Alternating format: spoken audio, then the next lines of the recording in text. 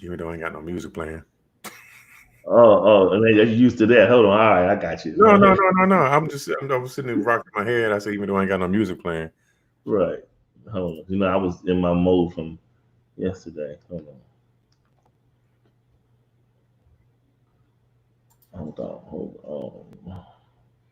And we are live. The whole world is watching us as we do our technical stuff in the background. Oh, okay. All right. They know me. They're already used to me. They already know I just be goofing off. And that's really not a good thing either, but okay. Good, man.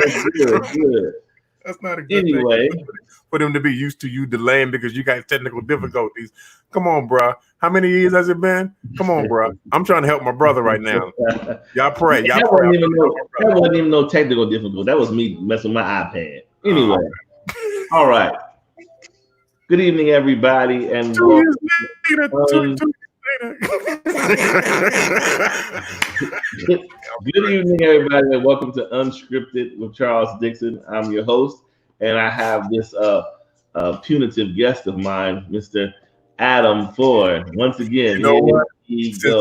Since I'm in current wrath, I'm gonna have me a good time. I don't even care. I'm gonna have me a good time. Just come on with it, bro. All right. So we back at it again, and today we're going to talk about something that's pretty much something that we are currently, folks that are out there in the whole world of hope. I would say those that are wishing on a star and hoping for a connection. The question we are going to deal with today is online dating period for that matter during this pandemic. Is it a reasonable feat? Is it something that's reasonable to be done during this time? Or are we just like, it's just some interesting ways to look at this. It's I guess you could say people are like, this pandemic is further exposing my love deficit. Like, think about, sometimes you got people that may have been choosy and extra picky and single. The pandemic makes you really desire to have that person or someone to share, quote unquote, the affliction together, right? And now, by yourself, people are still attempting, and they're still out here searching and looking. And so we're going to try to discover today, is that a feasible thing to do? Or, should we wait, or should you just keep doing you, or whatever? We're gonna go from there, but we're gonna start. I'm sure Mr. Ford, I'm sure he has an opinion. No, I'm just joking. Anyway, whatever, Mr. Ford, so just give us an idea of what you think about this. First of all, is this music too loud? I was gonna say it's a little, it's kind of taken away from it, so you might want to go ahead. All right. Black people can't have nothing. That's all I want to say. All right, go ahead, man. I think right now, honestly, I think that's problematic, trying to date in the middle of a pandemic. I mean, come on. Wow. You want a social life, but is your social life worth your life? Oh, wow. Wow. I'm just saying. I mean, I just think right now your priority ought to be you being healthy, you being safe, you being uninfected, and observing the quarantine, so that you can survive the quarantine and make it through the pandemic, so that you actually can date. You know what I'm saying? But what about the people who says, I hear you, Adam, but anybody trying to be out here alone, I need somebody in my life. I'm just being like this. Yeah. And I'm gonna be very upfront and blunt with it. Okay. Either you suffer the being alone part today, or you die tomorrow because you want to date. Wow. And I think it's that serious, especially for African Americans in this country. Wow. Okay. Because we are, to some extent, are more susceptible than other races, other ethnicities. Yeah. We need to be cognizant of that fact and not take our lives into our own hands by putting ourselves in harm's way. Have a little more patience with the whole process. You know, again, we're talking about a pandemic. How many of us can say that we've actually been through a pandemic, or even have our parents been through a pandemic, or our grandparents been through a pandemic? Right. Come on. Let's actually think about this from a logical standpoint and say, you know what, this has never happened before, at least in my lifetime. Let me at least survive the pandemic. And see where things go. Exactly. And what about, so there has been an influx of inbox activity since this pandemic. You had like when there's been like segments, like when it first happened, I think people that were like just homegrown single, they began to say, now wait a minute, I'm not trying to ride this out by myself. You know what I'm saying? So let me see who I can get in where I fit in, who can I date, talk to, or get I've seen it referred to as, people say, quarantine bae. They make up all kinds of names for bae, all kind of stuff like that. And so people start looking for that. And, you had women and men doing it, not just men, but women and men were seeking that person to go through it with. However, I always say it like this. You can't vouch for where people step away from you when they leave your presence. Like when somebody go home, if they go to the store, to the gas station, to work, whatever. I mean, because some of these jobs, people still going to work. So if this is the case, and then the person is coming back to you, you're throwing yourself in that harm's way loop, right? And this is just the physical aspect of it. The psychological aspect of dating during the quarantine is this. Sometimes one of the worst catalysts for love that you want to experience is someone choosing to attempt to love from a place of boredom. See, that means when the world stops and when the world stands still, people can't continue in their normal regimen. Their fast pace has to cease.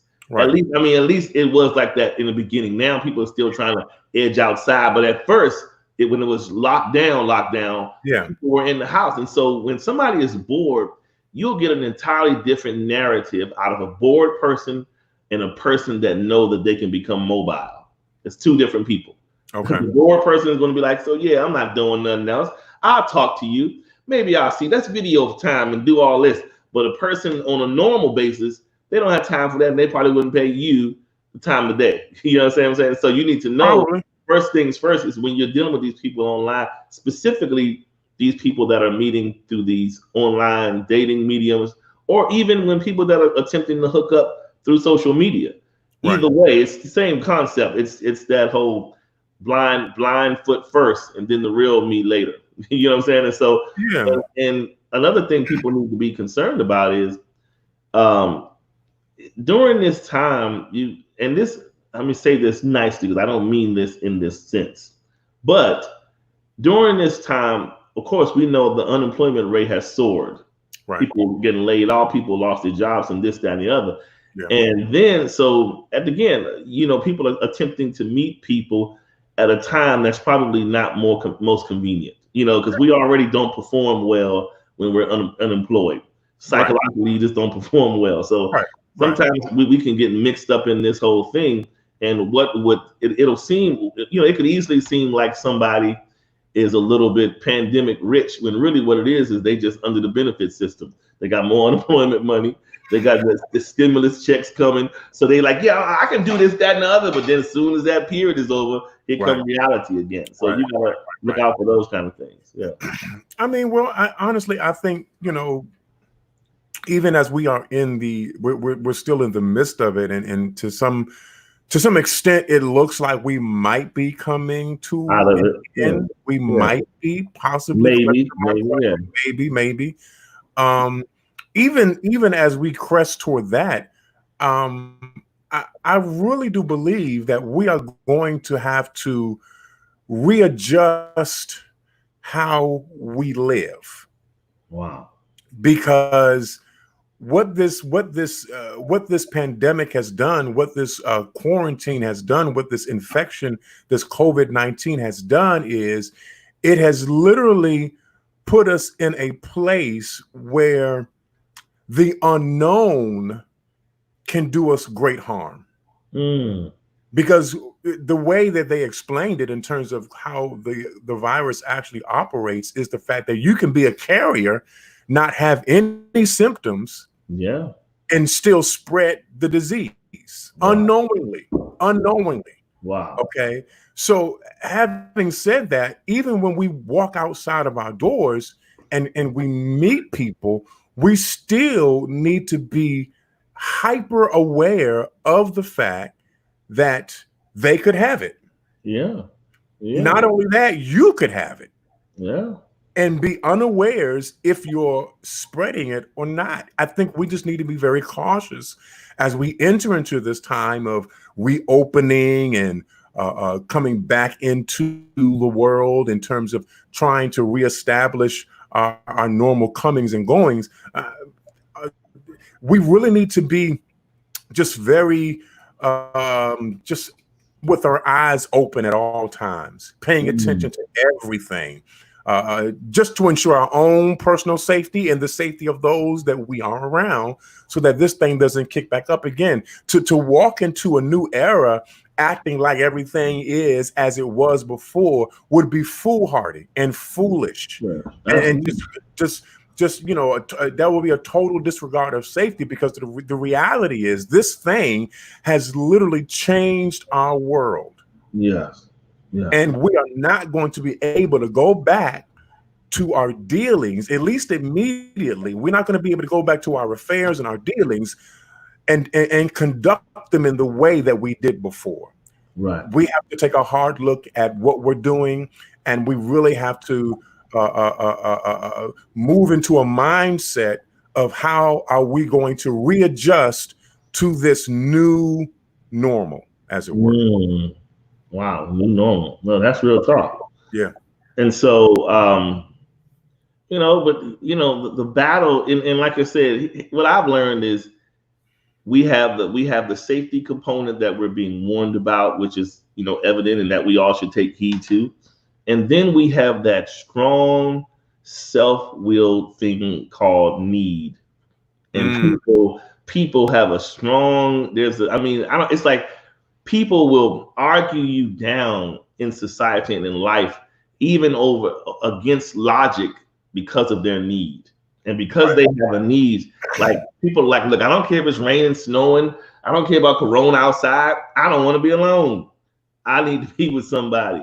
I have a goal in mind that I want to meet my missus or my mister. So I need to get with this. I mentioned this on one of my shows before, is I remember early on in this pandemic when I started to notice this influx of people getting dressed up, taking full-on selfies in their living room. And particularly women. And I was just like, what is all this about? In my mind, like, we are in the house, like everybody, you're not going to the salon, you're not going to the barber shop. What is it? And at first I said, okay, maybe they're trying to make light of something, to make some humor out of a otherwise depressing time. Or could it be that, people are thinking to themselves, look, this thing could be in for the long haul. I was already single before I went in. I'm not trying to be, not only am I single, but I'm not trying to be overlooked and forgotten during this period. Well, let me refresh the world as to who I am. And I think it's, again, I think that's, you got to kind of rebalance some things. I know you talked about need, and sometimes our needs have a way of driving us to a place of desperation that causes us to do some things that we would not normally do because of our quote unquote need. That's a problem, because now you're allowing your base instincts, as it were, to control you or drive you into a situation that's not going to be to your benefit, and even in the end of it all, really will not satisfy the actual need that you have. And so we really have to kind of check that within ourselves. Why am I doing what I'm doing? Am I doing it just to satisfy a need that I have? Okay, because some things aren't, you to some extent, you can figure out a way around some of your needs in terms of what you need to do. Some things that we think are needs, and this is where I'm kind of going with this. Some things that we think that are needs aren't really needs. Correct. Let's kind of qualify this thing. Water is a need. All right. I'm just saying you need water in order to survive. Air, well, that's a need. You need air to survive. Okay. Going down our list, we need food. Right. That's a need. Right. Yeah. Okay. And we need. Keep going. No, but do you? That's what I'm saying. That's what I'm saying. You gotta sit here and you gotta think to yourself, what do I actually need? Right. That's all I'm saying. I'm not telling nobody you got to be by yourself. I'm not telling anybody you got to live a life of celibacy. I'm not saying all of that. I'm saying what do you sit need? here and reevaluate what you actually need. Because if you confuse a need with a want, you're going to be in a lot of trouble. Wow. And a lot of us, unfortunately, are doing that. We are confusing our needs with our wants. And we got it all mixed up. It's all muddy and muddled together to the point where now we can't even distinguish what's an actual need versus what's an actual want. No, that's true. And now we're in a situation where the real need is being ignored for the sake of the want. Wow. So tell me this, because I can hear the people in the pews yelling and saying this. Well, Adam, what's that noise? You hear that? Say something again. Yeah. It was a weird noise. It sounded like it was a dog or something. Anyway, the point I was going to make is I can hear people arguing in the background saying, but Adam, for me, I need to be validated. I need to be validated. Like, and think about it. People are thinking, Corona or not, I need to be validated in this relationship or whatever it is that you're dealing with. People will argue about that because, like you said, I always say this all the time. Does your relationship and or marriage have any space of reserve?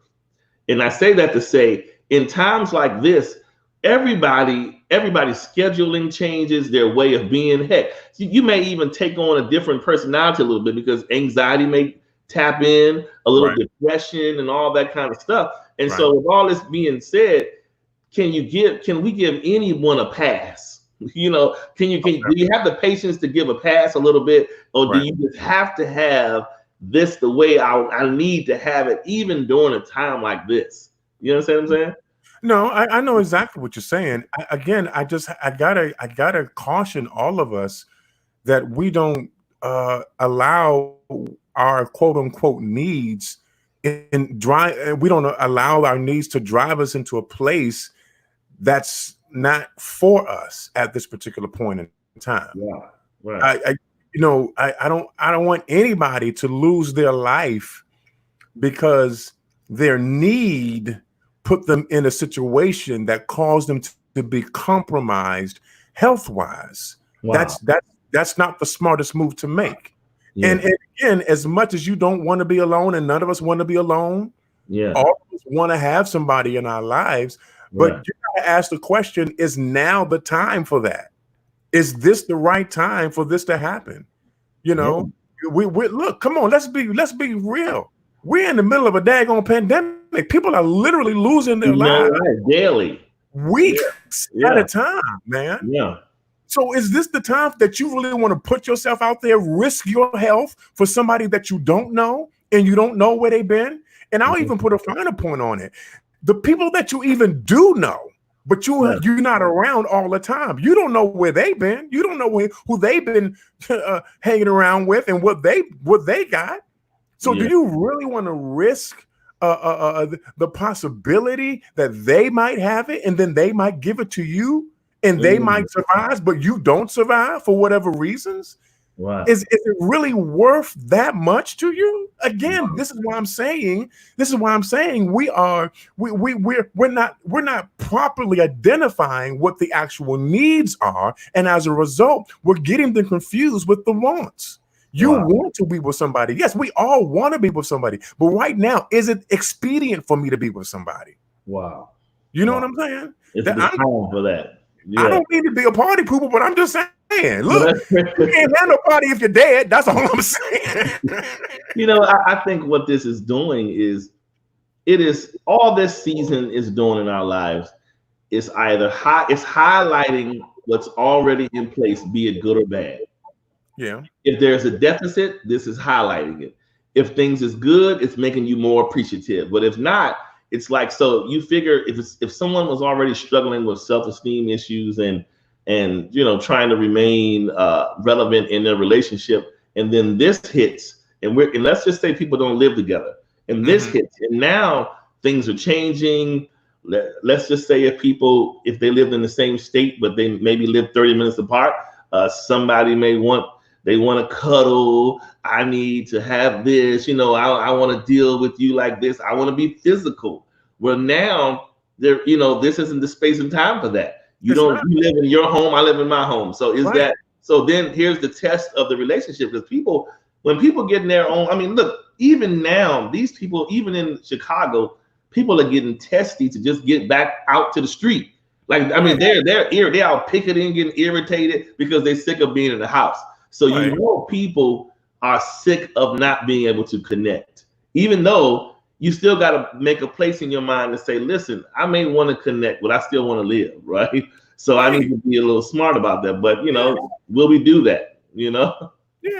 And you know what? I was really, I mean, when this thing first broke out, and the mandatory quarantine came down, and I remember listening to Governor Pritzker when he was having his press conference. I think this was the not the first one, but the second one around, and how he actually made it mandatory.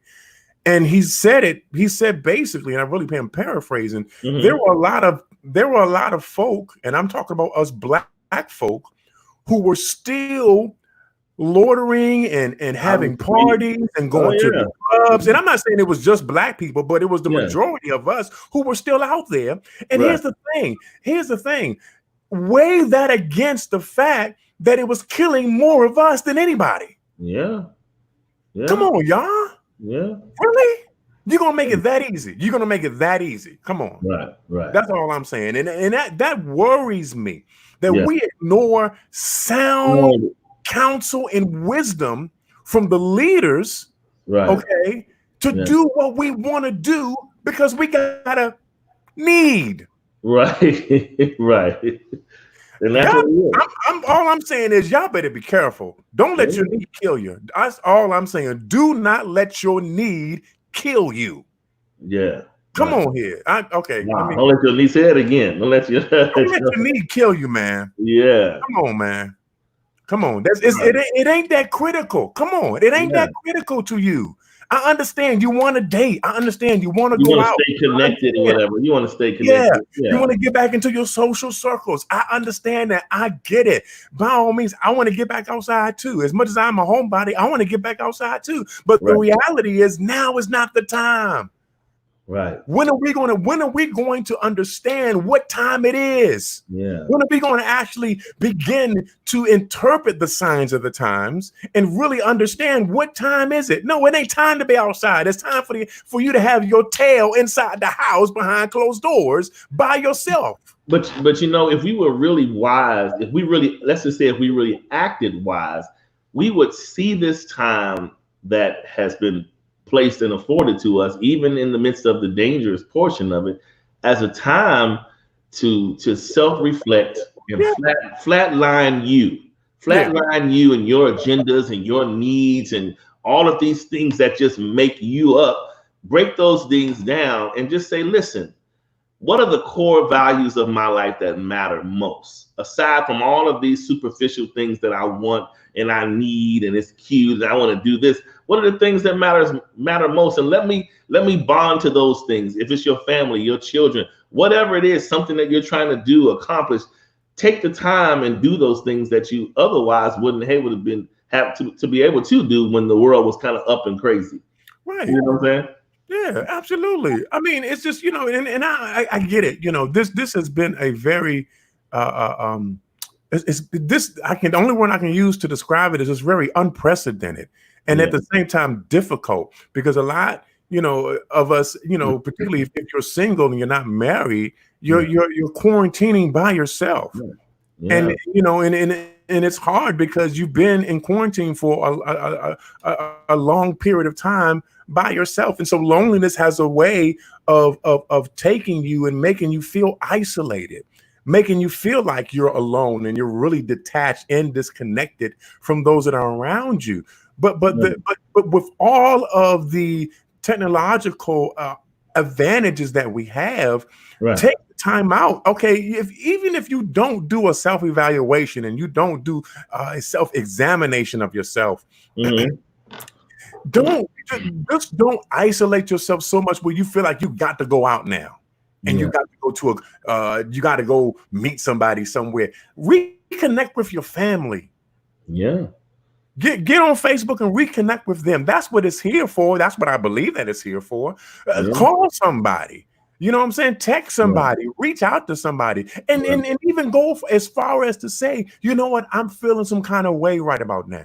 I'm feeling a little lonely right now. I'm feeling a little a little needy right now. And so I want to talk to somebody who can help me get through some of this stuff so that I don't sit here and make a stupid decision. Right. You know, because believe it, because folks, like I said, I have seen them. Folks they're not just quarantining, they still whoring. They still doing it. They still going over there. They still going over there. They still going over there, and they still people. Again, that's why I say that need is a strong opponent to go. When people have those needs, it's like they don't want to be by themselves. They want to be touched. I need some interaction. I'm going crazy, so I will take the risk because I know you, right? I know you, Adam, or whoever. I know you. You're safe, right? Where you been? You've been over here. You've been this, that, and other. Come and see me. So that's the reality of it. You know? I mean, not unless you're gonna take a temperature when they come in the door and administer a daggone COVID-19 test and get a little swab from the back of the throat. And then by the time you do all that, you say, I'm going back home now. Thanks. The whole agenda is botched now. I don't want no tests. Taking swabs and stuff. Just forget it. I mean, come on, taking temperatures. You better do something. Look, people are, I just read something today. I read something today where somebody, it was a person in Nairobi, Africa, where they had contracted the disease, and within a week's time, after they had been tested, they died. Wow. Yeah. And this particular person probably had it all the way, you know, before, but just recently got tested. And, you know, it's this thing is real, man. It's serious. This thing is real. This is not a game. This is not a game. It's not a movie. It's not a dream. This is reality right now. And we need to wake up and see what's actually happening. You know, this is not a game. Okay, look, again, I understand, and I keep saying this. I really do understand about the fact that, you know, you're single and you want to get back on the scene. Yeah, but there ain't no scene right now. Yeah, there is. There really is. It's ain't no scene. Yeah. But people, let me just say this to people. Period. Getting to know someone that you have not had a relationship with before the pandemic, and trying to do it now, whether you're doing it online, social media, somebody's trying to get at you or whatever. It's like I said, it's hard to judge the intent when things are still of any person, because it can very much be the equivalent of talking to an inmate. An inmate will tell you any and everything because their life is comprised of wishes and hopes, because they're behind the bars and they can't do anything. They can write you a letter at best. You can, back in the day, they let you send them Polaroid pictures, but I think they cut all that out. So now they getting on Facebook and stuff. Yeah, JoJo 312, room 312. How you doing? Where you live at?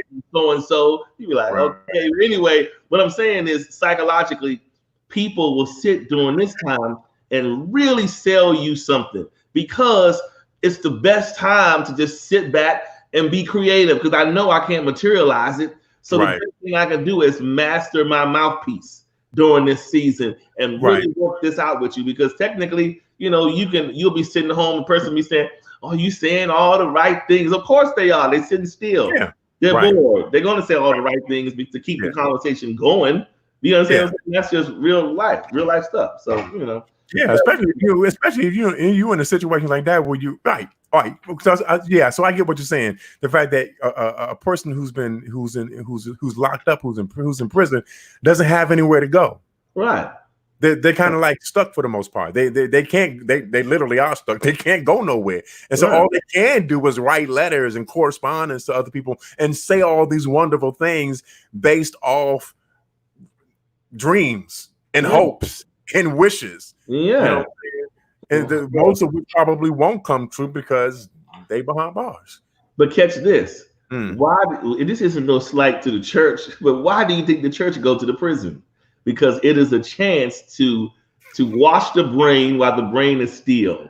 Because when people are out in the street, they ain't trying to go to no church, whatever. I don't want to go to no mosque or talk to nobody. But you put somebody behind the chains and tell them they can't go anywhere, and you're under a stay in your room order, they'll listen to everything you're gonna sell. Because I don't have nothing better to do, so go ahead and shoot your pitch. Well, but I think part of the whole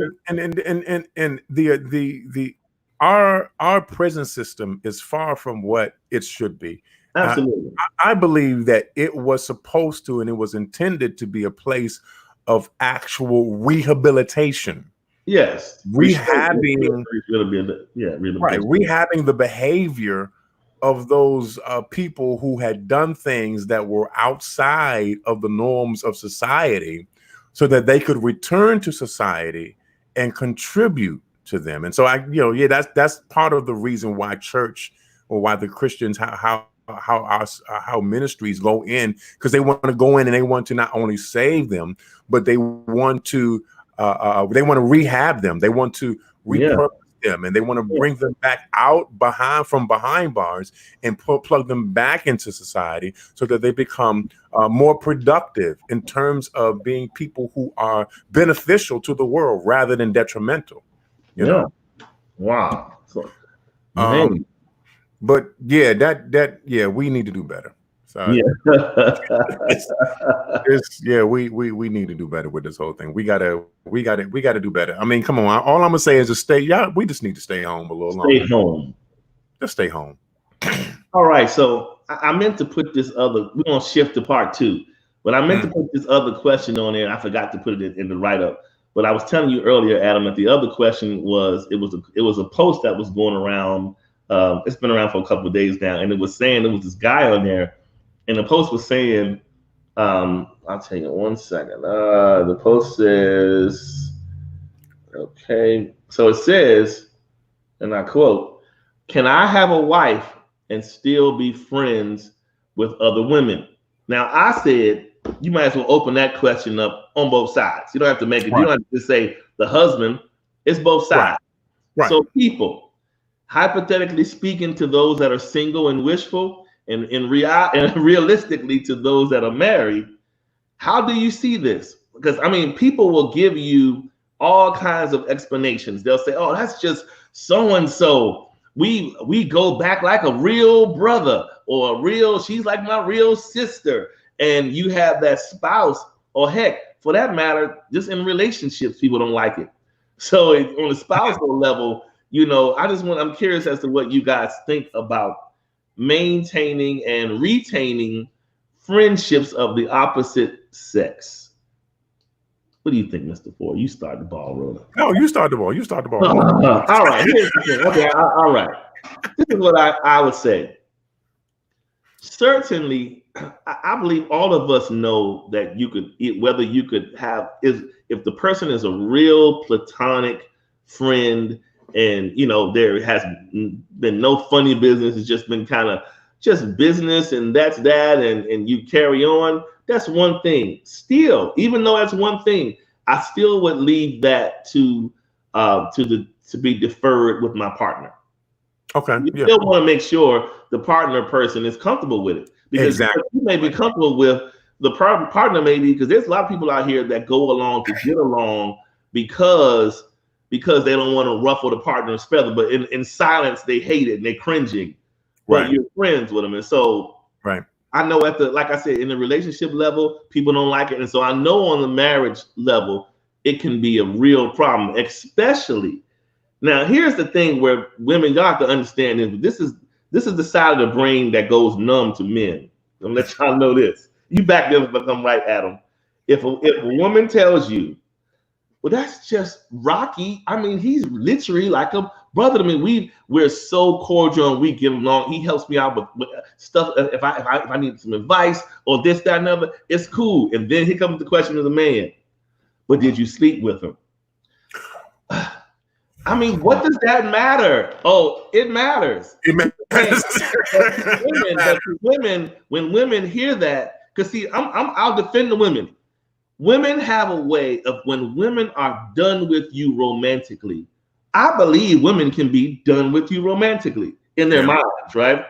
However, men always see this thing as, you can tell me this and you can say you don't want them. You can say that this person isn't this. They just like a brother all day. If they have been intimate with you, all we see is you're constantly allowing this person who once knew you, to went in unto you, to be in your space. And as long as this person is in your space, because trust and believe, men see friendship one way and women see it another way. Yeah. Women see it sometimes as you're my friend and you provide acts of service. I may need you to put this heavy air conditioning up in the window if you don't have central air, or whatever, those kind of things, favors and all this kind of things. And men are on the other side saying, all right, that's favor number one. All right, favor number two. And in his mind, after 5 days, I think shouldn't it be almost payday? That's how men look at it. We don't look at it like women. Y'all looking at it as exchange, and oh, he did this, and oh my God, he's so nice. And listen, yes, men can be nice, but we just don't want to be nice just because, okay? Unless you our brother, cousin, we're not just being nice just because. Most of the time, they're being nice with reason. They're being nice with reason. Yeah, nice with reason. If you're somebody aside from their spouse and or woman, they're being nice with reason, not just GP. You know what I'm saying?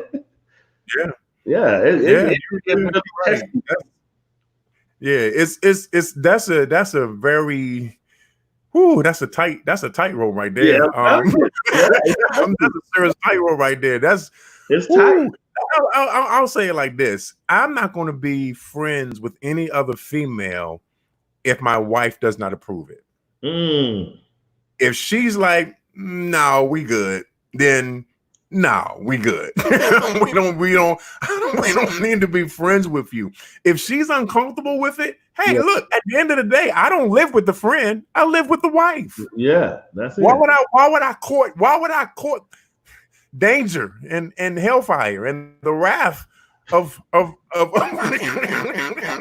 But you know what's so tough about this though? Some people would argue on this topic and say, listen, me and this person have a legit, beautiful friendship. Yeah. This is the only thing I would challenge people. If you can put that much energy into a person aside from your partner, okay, you need to ask yourself and be honest. Yeah. Is your partner the appropriate person?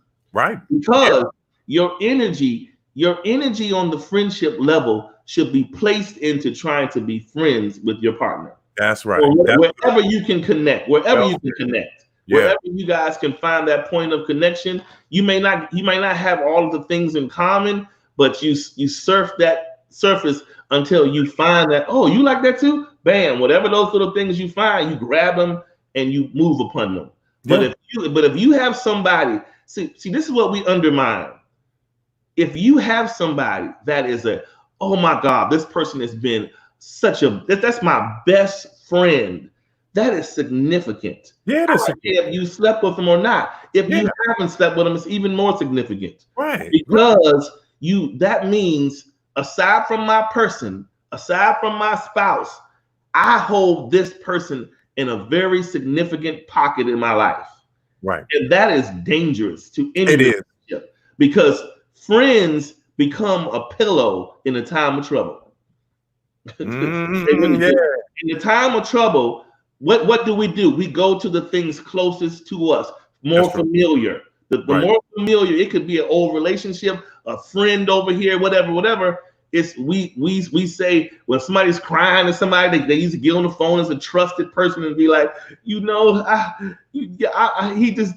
or she did this, that, and the other. Oh, come through. I'm cooking. There you go.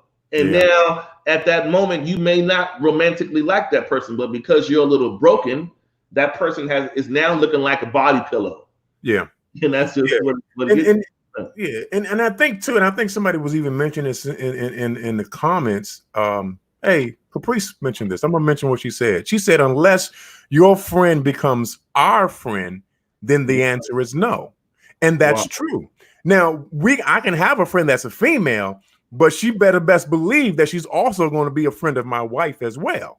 Wow. And we all gonna be friends. We gonna be friends together. Now here's a good argument for this. Because we all know everybody who gets married aren't necessarily mature, aren't necessarily secure, aren't necessarily over their insecurities or what have you. So what if you have that spouse that's just petty and they don't even want to entertain you being any kind of friend or someone being a friend to you guys just because they're just that insecure? Do you understand what I'm saying? Adam must have frozen the thing. I think Adam gonna turn. I know exactly what you're saying, and all I can tell you is, well, you might be out of luck then. Yeah, I mean, so because you might be out of luck, especially when people are social. Let's just say, like pastoring, or if you're a person that's if you're a social connoisseur, if you're constantly dealing with people, 9 times out of 10, you're gonna run across someone that may say, I like Adam. He's really cool. That's my brother. And it's legit. That's what they're thinking. You heard their brother and you saying, oh, this person is cool. They don't mean no harm. They shared some of their problems with me and I helped them out and that was that, but we're cool. Now here comes along spouse. Now I'm tired of you talking about, I heard you tell that lady she need to go downtown to the social services. You done told her 2 weeks in a row, you don't need to tell her no more, Adam. And and then you being a person who loves souls, you're just like, no, that wasn't right because that lady meant no harm. I was just helping her. Do you understand what I'm saying? I understand what you're saying. Yeah. I get what you're saying. And I'm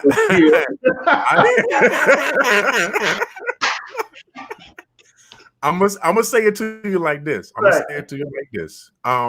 Okay, so being a pastor, that means, there are some people that are going to cling to you, that are going to consider you to be close to them because you're helping them out through certain situations. But the reality is, in no regard am I ever going to make them feel, watch this, I'm not going to make them feel so comfortable with me that they can treat me like that. Yeah. Oh, you see what I'm saying? It's when we make accommodations for them. You're not going to walk all the way into my life like that because that's not our relationship. But now you're talking into something. This is where women and men make it convenient to expose their deficits through friendship. And because certain friendships and certain levels you allow to certain people, you're giving them a platform because there's a need in the background. And you're saying, I can shelf you right here and kind of perch from you from this position, but you do realize over here we have this. Bishop Zimmerman says boundaries must be set. Correct. Yeah. Correct. You gotta have boundaries. Yeah, but they have to be mutually agreed upon. You can't be one of you all saying and then somebody mad in the background, and you got to be on the same page. You know what I'm saying? It's like this. It's like, and this is how I move. This is how I navigate. Now you can come to me with your issues, with your problems, and you know, you want to be vulnerable, and that's cool. I can help you with that. I know I can counsel you in some things. Right. But the moment that I discern and I detect that you're trying to go somewhere else, we're going to shut this down. I promise you that. Okay. As a matter of fact, I'll even go this far. My wife won't even know nothing about it. Wow. Because I will have already shut it down. Wow. I'm not playing that game. No, sir. Yeah. No, sir. I'm not playing that game. Yeah, I'm not gonna accommodate that. Now, here's the thing. Watch this. I can be friendly with you. Yeah. I can be friendly with you, but that don't mean we friends.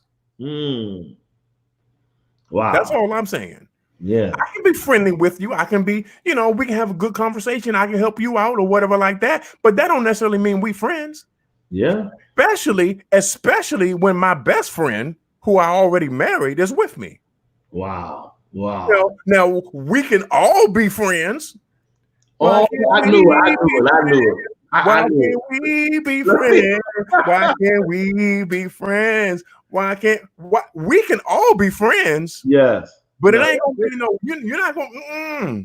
No. Yeah. I was born at night, but it wasn't last night. No, you ain't getting me. Yeah. No, that's real talk, man. Because you think about it. If you think about it, and I'm only saying this because I've witnessed the positions of like you and Bishop Zimmerman and being a pastor, and I'm only using this because you all deal with people. You deal with constantly dealing with people, and they're gonna come up to you and stop you for all kinds of reasons. And then somebody's gonna, one day Bishop's wife may be around and she's gonna be like, oh, Bishop Zimmerman, you have a minute. And she may be attractive, right? She'll come, I just wanted to tell you, you sure was preaching. But on another thing, I want to ask you something about my son. I saw you do this to your son and your daughter, and I wanted to know if you can help with this. And it starts this whole chain of approval. If you have to be so careful, because these things can slip in real quick. Yeah, they can. If you're not careful, these relationships and friendships will form real quick, and people know how to be real smooth about it. They get in your inbox and, hey, that was great show. And then you're like, oh, all right, thanks. And then it goes into something else. So, you know, you got to be really mindful of it. And I'm telling you, it happens. Yeah. It happens. It happens to me. But again, mama ain't raised no fools. My mama didn't raise no fools. Right. Okay. Right. Yeah. Here's the thing, though. And again, I do have a genuine heart for people. I do. Yeah. But I'm not going to allow you to take advantage of that heart. Okay. I'm not going to allow you to exploit that heart. Right. Okay. Right. That heart wants to see you. That heart wants to see you blessed. That heart certainly wants to see you built up, and I want to see you benefit from everything in this life that you can benefit from. No, I'm not going to allow you to do what you think you want to do to me. Wow. I'll help you as much as I possibly can, but again, my priority, I'm gonna help you, but you're not really. No, you're not like that, and I'm not gonna let you be like that. Yeah. Because in the end, you're gonna end up hurting yourself, and when it's all said and done, you know what I'm saying. I can be friendly with you, and here's the thing, you know, it's just if she's not comfortable with it, then I'm not gonna do it. Yeah, and I'll even go as far as to say it like this: I make her feel secure.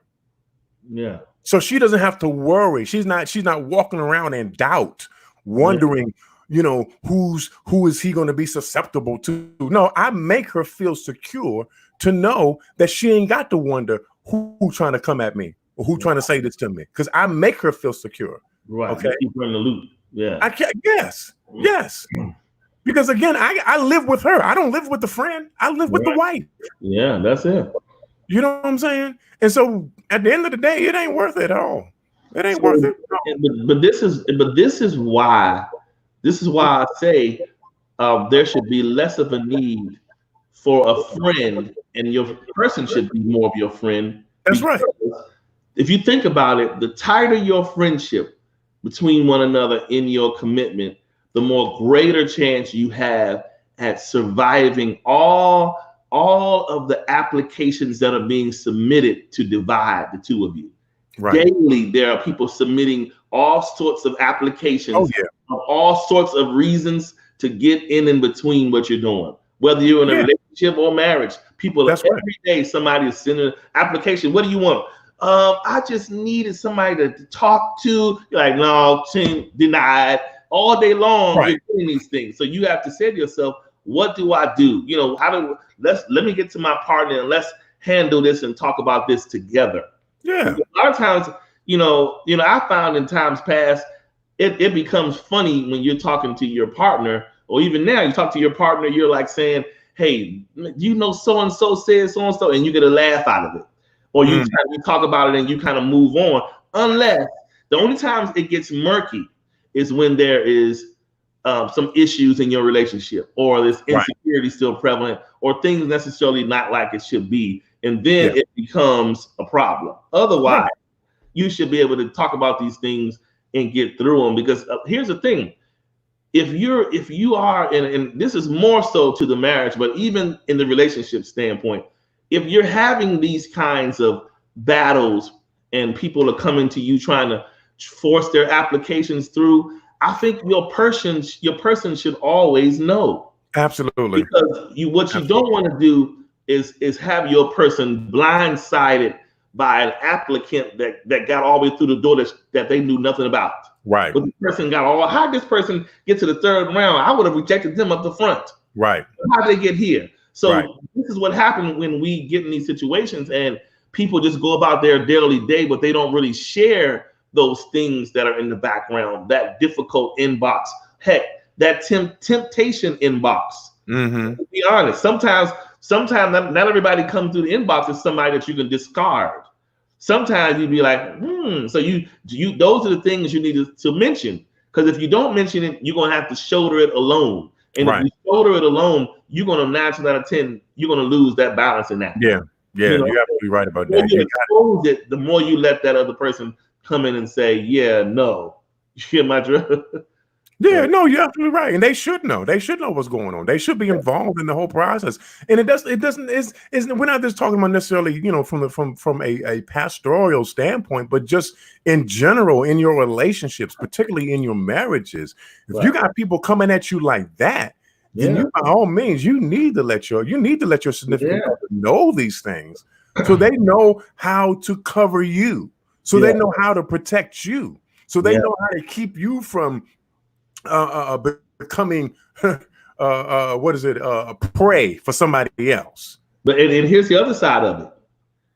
If you're a person that's constantly, if you're in a relationship or a marriage and you're constantly getting approached, and not so much as approach, but you approach with thought, like it's thought-provoking approaches that's making you kind of be like, the reason why you need to say something is because the one thing you don't want to do is to masterfully succeed at being with them and moving and master being blind in your relationship. And being blind is you're telling the other person, I can do this without your assistance.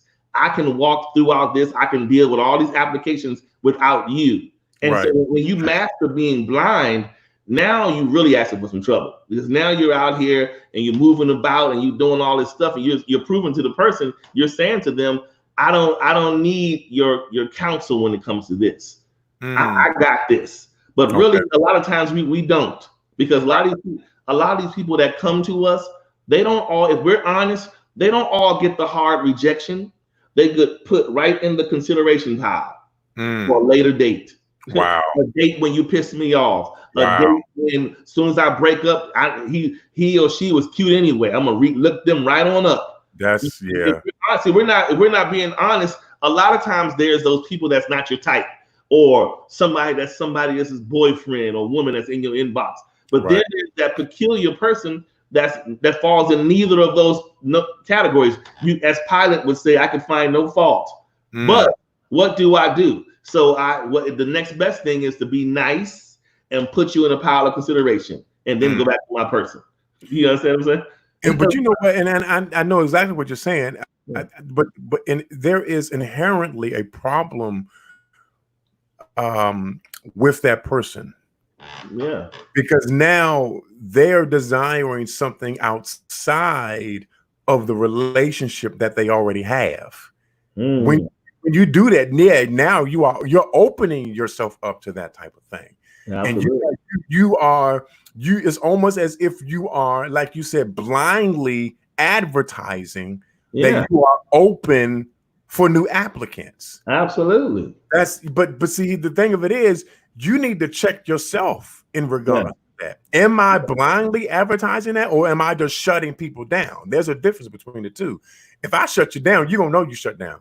You ain't have to worry about it, and you won't resubmit your application ever again because you will know that you're shut down. But let me tell you one of the most prevalent signs of somebody blindly moving along.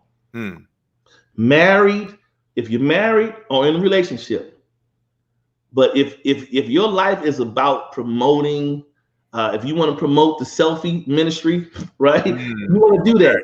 But if you're a married person, so I'm gonna say, let's just use you, Adam. If you my friend, and all I see is every time Adam get it. Now I know you married, but every time you get a haircut, you like this.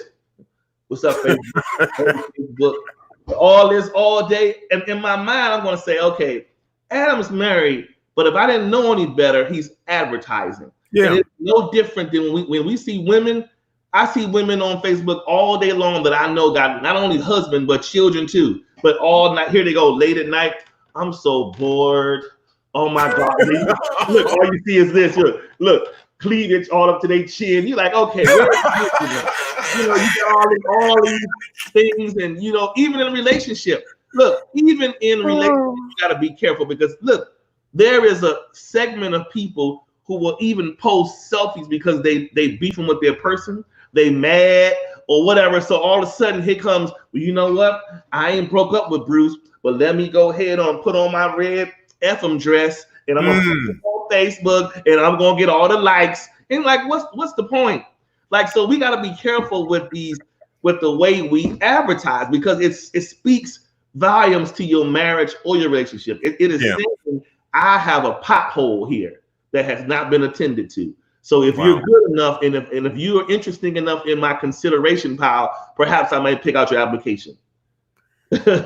Ooh, that's a lot of, but that's terrible. And again, I think it has to do with the fact that you don't feel secure in your relationship. That's why you're doing what you're doing. Yeah.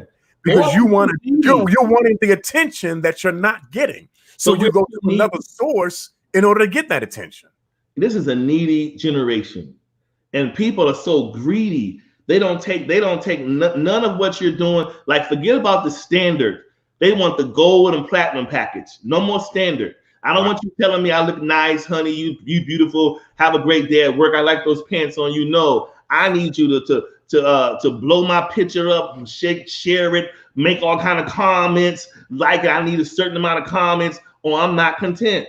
So I gotta go back at it again. Maybe I'm putting my black suit on this time. Wait a minute, my hair this is nice. Wait a minute, a little more cleavage. Wait a minute, some more thighs. I need justification that I know that I need someone to justify that I'm fine. Wow. So I don't care if I got a husband or wife or not. I need to be justified. And again, that is an indication that something is wrong on the inside. You have all of the symptoms of something wrong. You got a dysfunction on the inside because you're not getting the satisfaction that you need from the relationship that you're in. And so you go outside of the relationship and do certain things to get the attention that you quote unquote need, but really want. That's what we're really dealing with. And again, I'm going back to what I said before about the fact that we have confused what a need is and what a want is. Yes. You know what I'm saying? We're confusing the two, and as a result, we're making mistakes, and it's costing us. It's costing us dearly. And I'm telling you, and I'm going to share this from my, I'll reach into the transparency files and pull it out. Anyway, seriously, I'm only saying this because that's what I used to do. I would I would, because I had inward, I had issues on the inside that I was not dealing with, right? I was just masking them over to get through the day. And because I would mask them over and they weren't addressed, I would be in a relationship. I don't care if it's 6 months in, 3 years in, because if I didn't deal with me, what I would then do was, that's when I would be in a relationship and make the decision to pivot out to get what I thought I needed from the outside. That peace I thought that peace provided something, a nutrient that I wasn't getting. And so you would pivot and go out and say, okay, there's the missing ingredient and nugget in life. Come on, give me that little piece. There you go. Take it now. All right, now I can come on back and be regular. But honestly, what that mentality proved to be so self-destructive. Yeah. Because all it did was really just further embellish the issue even more. And now you have the peace is not what the peace used to be. The peace used to be like, okay, come get your piece, and the piece would go up about their way. Now the peace has gotten monster glue. They're the new crazy glue. The peace don't go nowhere. So the peace don't go nowhere. You stuck with the issue, and you stuck with it. And so as a result of that, not only are you stuck with dealing with it, your person is stuck with dealing with it. And now you just sitting here like, oh my goodness. And so it's a big mess. And so that's why I'm only saying this, because it's a fight it's a daily fight to deal with you when you feel as though you have outlets to numb yourself. See, for me, this is what people don't understand. I'm not a drinker, so I don't go to no bar to get drunk. I don't go meet you for some wine. I don't drink. I don't smoke. I'm not getting weed. Look, I don't care either way if they're building a cannabis place down the street. Don't matter. I don't smoke weed. I don't smoke. So for me, those things were not my outlets. Right. This is significant to Charles. My outlet was the opposite sex. Yeah. Aside from going to the studio, singing, writing songs, or clothes, or furnishings, and going to work, whatever, my outlet, when Friday came, it wasn't, hey man, my boy said he got some good weed or some so-and-so Moscato. No. My outlet was the opposite sex. Wow. And so for me, I looked at the opposite sex as the drug to take me out of my stress, whatever that stress was. Think about it. You could be in a marriage and have a hard day and come home and say, baby, I need some wine. Give me a little glass of that. I need to lay off of that. Well, just imagine me coming home in a relationship. I didn't want no wine. I didn't want no smoke. So I would come home and be like, hey, you look nice. I had a hard day today. What's wrong with you? Man, my job. Life is sucking right now. What you gonna do? I'll be back. I probably got to go to the store for a little bit. I need to go get high. Then come back. Do you understand what I'm saying? I know logic. It's like that logic. And so people, for years, people will misunderstand. Look, there's no justification for deceit, right? There's no justification for infidelity or cheating. But I think people really didn't understand the way that I looked at it. It was merely it was my outlet because I didn't do any other things like that. So for me, that was my drug of choice. And so it was a drug that was unhealthy, to say the least. Because number one, it teaches you one of the worst things anybody or a man, especially a man, men are designed to be visionaries. And the worst thing you want to do as a man is to become a visionary of deceit. You don't want to do that. You don't want to become a visionary of deceit, because you can learn so much. When you learn the opposite sex and you learn how to do things and you couple what you do in real life. If I do what I do for work and apply it to women, the docket will be large, Adam. But no, what I'm saying is, because you learn things, and I'm not even like being funny about it, but because you learn things and you learn the opposite sex, people don't understand the pressure it becomes to turn off what becomes easy to you. Yes. It's Yes, easy sir. to do certain things. And so it's easy to come about this or to pull this off and to get away with it and come right on back and be like, Yeah. whatever. And Yeah. literally it just be just what it is, a drug. Yeah. That's all it was. Yeah. It wasn't no attachment. There was no love. It was a drug. Right. I need to go get high and go home. And so, Wow. I had to think about that and say, listen, that I get it. Like, look, on the inside, that's your little weird understanding of how you see life.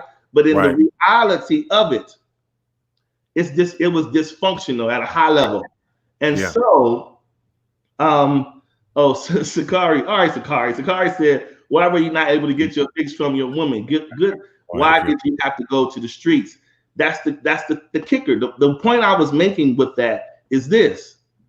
Just like there's married people right now that have one another, but they'll go right in that basement and smoke some weed or get on a hookah machine. Right. Because they're choosing a mutual outlet. You know, they're together, but they're choosing to express themselves another way. And it's in a different direction. And sometimes here's the thing. That's the whole point of the drug. The drug is to escape what's in front of you. Wow. And the person has nothing to do with it. It has nothing to do with the person doing anything, offending you, not being enough, not being sexy. The whole point is I'm on drugs. Yeah. And so when I come home, I'm thinking of an escape, and my escape is not in my house. Right. You know what I'm saying? And so, in an ideal world, that would be great. In an ideal world, your everything should be in the house. But that's when you're functioning on all cylinders and you're moving about in a healthy way in the relationship. But if you're not, you will. I'm telling you, this thing. I want to say this, man, because listen, this plight has followed me throughout my life. However, I do know there is a cause for the season and a reason for it, and I know that on the other side of it, I'm going to someday look back in the book and be like, now that was something. That was a way to be. But again, you know, I was addicted. So, okay, y'all pretty pushing. All right, Sakari. Sakari said, so basically you were addicted to cheating. Okay, I'm going to go on record, Sakari, and say I was addicted to cheating as a means to not address the inner issues that I had and I tried to live without addressing them. Yes, sir. And as a result of me not addressing the things that were internally ailing me and thinking that I could continue to just go on, and then all you got is a bandage around your knee. You know you need these stitches. All you got is some toilet paper around your knee. Well, guess what? After a while, that toilet paper is going to be saturated with blood. It's going to fall off. Right. There's no real substance holding it. And so for me, living that life that way, being comfortable with it, and just kind of learning how to be a functioning cripple was a bad thing. And so you had to say to yourself, and you know what was so weird? I would get mad at people who would address me about my drug. You know why? Because in a cripple mindset, I was like, I would get mad because honestly, I knew I was trying to in a crazy way, trying to explain to them, listen, this is my drug. Leave me alone. This ain't nothing. It's just my drug. Honestly. But Charles, watch this, Charles. Watch this, Charles. Go ahead. But here's the thing, though. With the addict, that's all that they know. That's their world. I know. That's it. And when anybody tries to introduce them to something new, they automatically resist it because now you're taking away the thing that gets me through. Yes. Not realizing that the addiction itself is the prison. Absolutely. And here's the bigger picture. The reason that prison existed and the reason that addiction existed, period, is because I refused to let the person in front of me in. That's really the addiction was created out of a means of me, I guess, self-sabotaging to a degree. I don't want to say sabotaging, but I called myself keeping it in a safe. I was just like, well, I'm with you and we're together, but let's keep in this box. Yeah, in this box right here. Yeah. And so that's why the person didn't appear to me to be the drug, the answer. I kept them in a safe space. So I called myself trying to protect them from me when I'm on my drug. You know what I'm saying? When I'm on my drug, you go over here, you sit right here, just wait, man. I said, just relax. I'll be right back. I can go do this drug and I'll come right back. And then that was I'm giving it to you in a drug addict way, but that was the reality. No, but that's it. That really is the reality of it. And all of us, and let's not even just put Charles out there by himself. Yeah. All of us have that issue in us. Yeah. All of us have that inadequacy, that deficiency, that whatever that issue is that causes us to go to the left. Yeah. We shouldn't go to the left.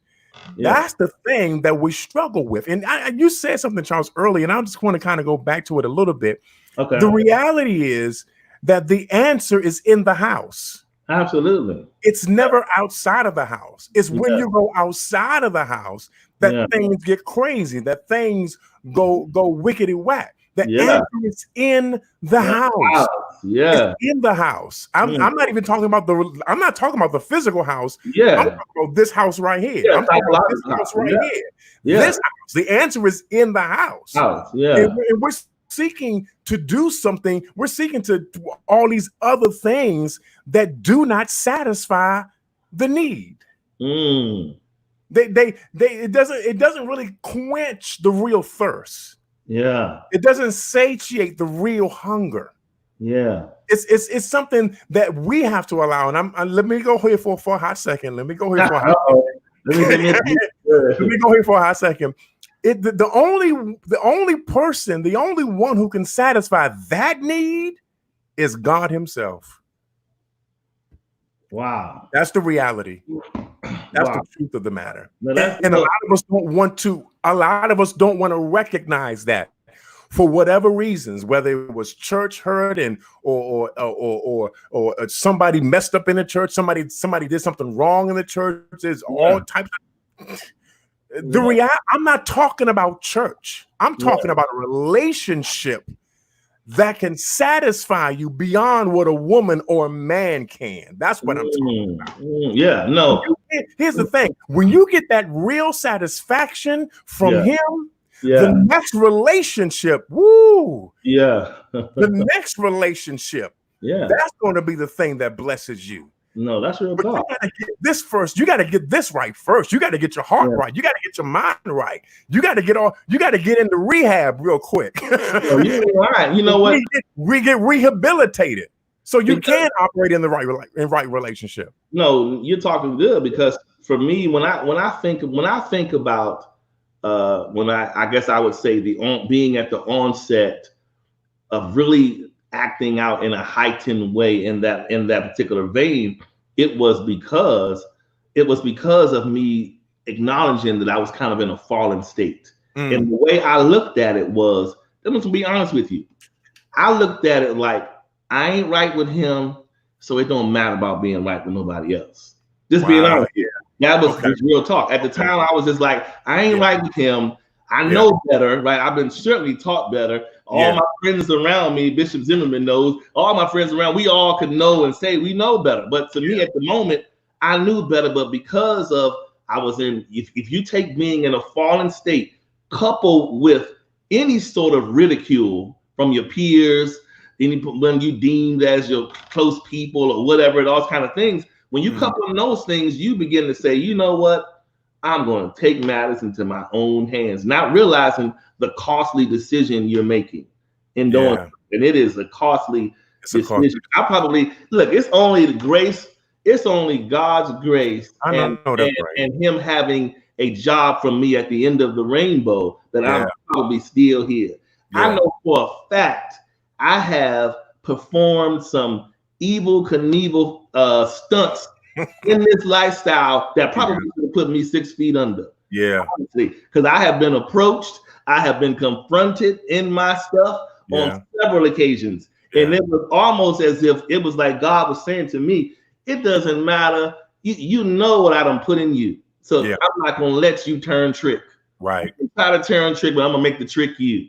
Yeah. When I tell you, you would think I would have learned by now, but from as long as I can remember, Adam, every trick got turned, and I couldn't understand it. But it was designed to be so, because if he let me be in my own way, oh man, it'll be bonkers. Yeah. So I mean, like you're saying, the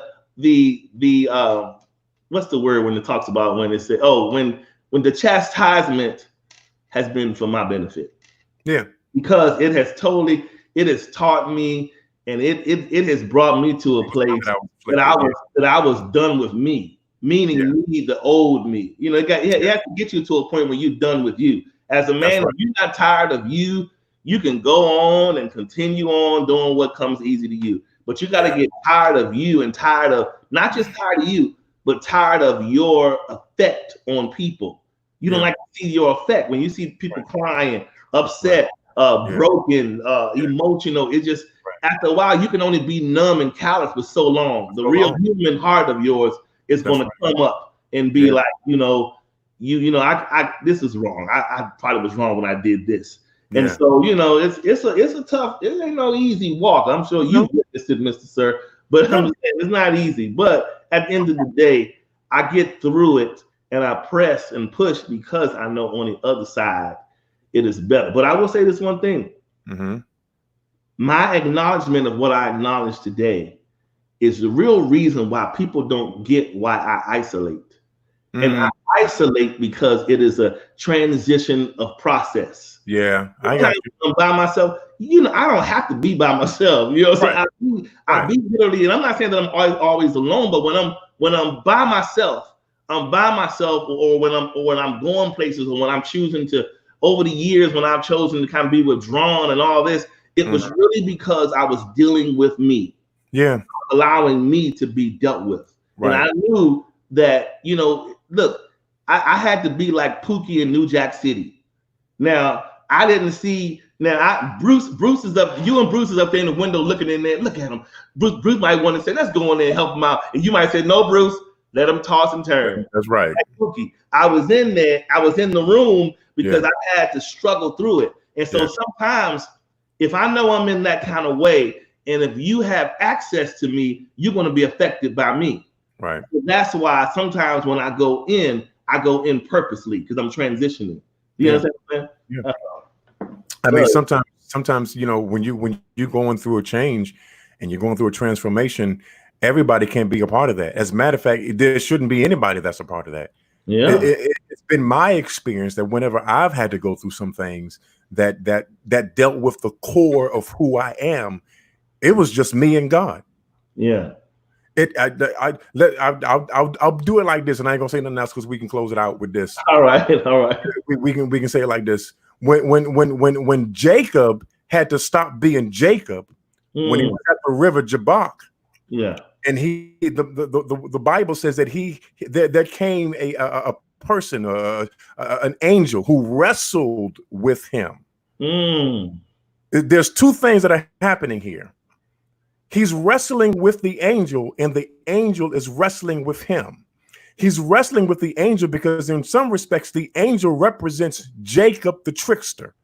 Wow. Jacob, the deceiver. Wow. Jacob, the supplanter. Wow. Okay. Wow. But at the same time, simultaneously, as Jacob is wrestling with all of these things within himself, the angel is also wrestling with him. Meaning that he's actually cooperating with Jacob to help him overcome the deceiver, the supplanter, and the trickster. Wow. So that I'm not trying to work this out myself, but I got some help with me. Lord, y'all don't I got some help with me that's going to help me wrestle with my demons, that's going to help me wrestle with these bodies in this closet, that's going to help me wrestle with these skeletons, that's going to help me wrestle with this dysfunctional behavior, that's going to help me wrestle with this messed up mind in terms of how I think about myself. It's going to help me wrestle with this depression. It's going to help me wrestle with this addiction. The angel is with me, and I'm talking about God. He's with me to help me wrestle with my issue.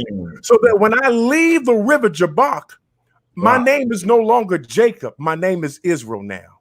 Wow.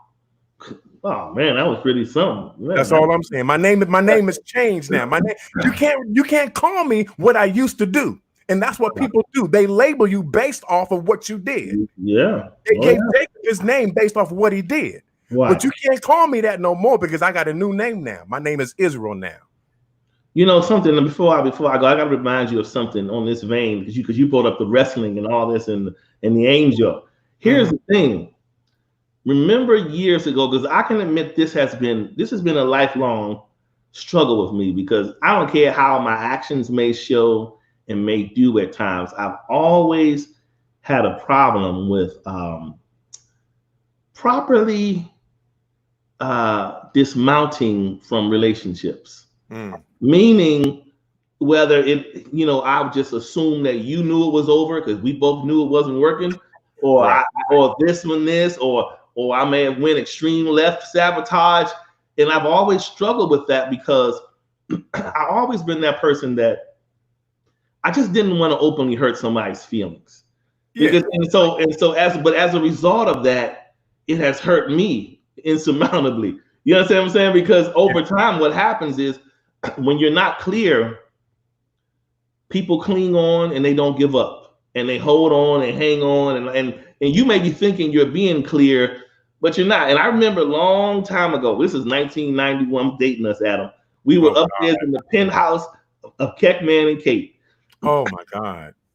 And at that time, I want to say 1991, I was 21. At the time, I was dating Sherry. Remember? I remember that. Dating a girl named Sherry. And remember, Sherry was off the chain. Remember, we was at work and she kept calling the work phone, acting crazy. We were just like, what in the world? And what I remember, you told me something. You said, you said, Charles, if you really want to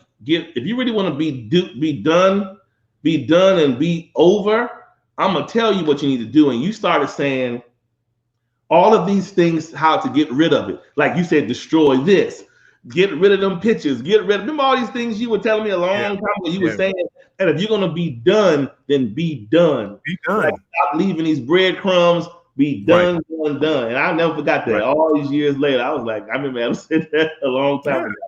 Yeah. If you're done, because here's the thing, the reason why they keep calling you, because you keep sending signals like you're not done. Yeah. No, you're right. Yeah. But if I disconnect that signal, you can't call me back. Wow. Just shut it down, man. Shut that madness down, so that they know without a doubt, oh, this dude is done. He's done. Yeah, okay. I'm done too. I'm done too. Right. All right, man. Well, hey, this was amazing. This was awesome. Now, I didn't intend on letting you put me on the couch today. Jesus. Anyway. You crawled up on the couch yourself. I was going to get on the couch today. I was going to get on the couch. I'm like, man. You got up on, I didn't say that. You got up on the couch and made a daggone personal confession. You did that, bro. I didn't do that. You know? No, hour and 22 minutes later. This is good stuff, man. This is how, listen, you finish your scripture. We overcome, go ahead. By the word of our testimony. Correct. And so that's anybody blood of the lamb. You gotta add the whole thing. You gotta add the blood. The blood is significant, but no, you're right. That's what it is. So for me, I do these things and I talk about them because I know that there is it's power in transparency. When you speak things out, you speak your own deliverance. So that's the only reason people may think, why are you saying all the thing I said? Because I know it's deliverance in what you speak. Period. Yes. All right. So anyway, sir, and the rest of the world, appreciate you guys for tuning in. And as I always say on the show Unscripted, let's continue to heal the world one heart at a time. Appreciate you guys for tuning in. I'll see you right back here, same time, same channel tomorrow, 5:30 p.m. Central Standard Time. And you guys have a safe and blessed evening. Take care. Good night, guys. Have a great week. God bless you. Bye.